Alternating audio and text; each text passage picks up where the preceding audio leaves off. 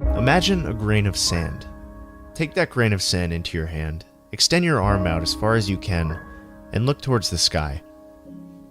That tiny grain of sand covers the same amount of space as what the Hubble telescope photographed over a span of 10 years. It was pointed towards the darkest part of our sky, a part where there weren't any stars, a part where there wasn't any light.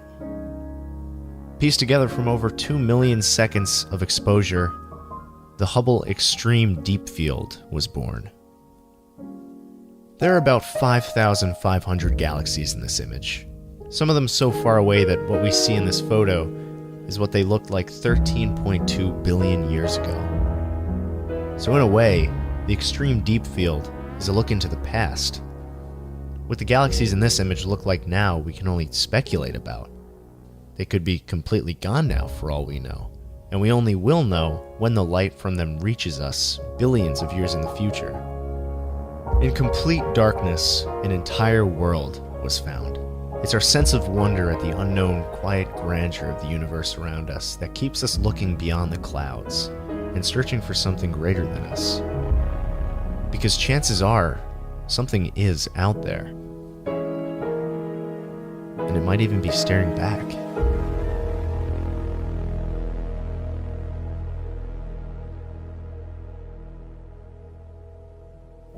Subterranean Homesick Alien is the story of one man's curiosity, and that search for something more.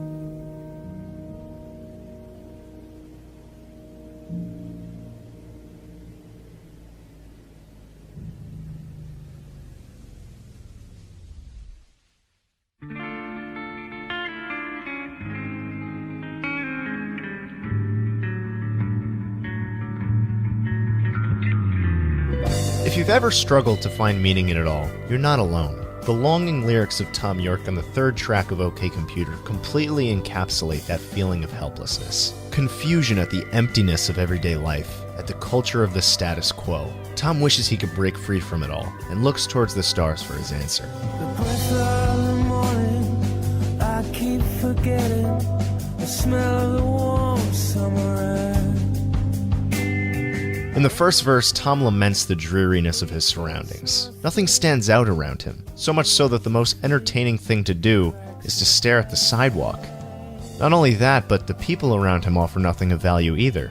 Tom imagines aliens watching us from outer space, recording footage of us to share with their friends like we're some kind of interstellar zoo. He pictures them desperately trying to make sense of the pointless things we do.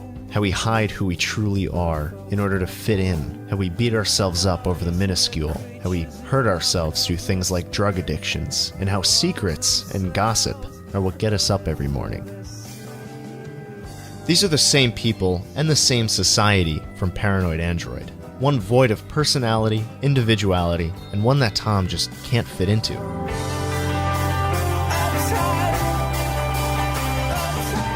Everything is the way it is because everyone is uptight. We cling to what we know and are too scared to actually live, in fear of being ostracized from those around us. Tom feels ostracized. He feels more of a connection with the extraterrestrial than anyone on Earth.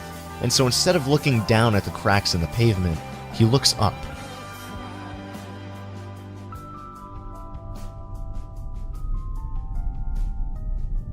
Astronaut William Anders, crew member on board the Apollo 8 spacecraft and photographer of the famous Earthrise photo, later reflected on the mission to orbit the moon, saying, "We came all this way to explore the moon, and the most important thing is that we discovered the Earth."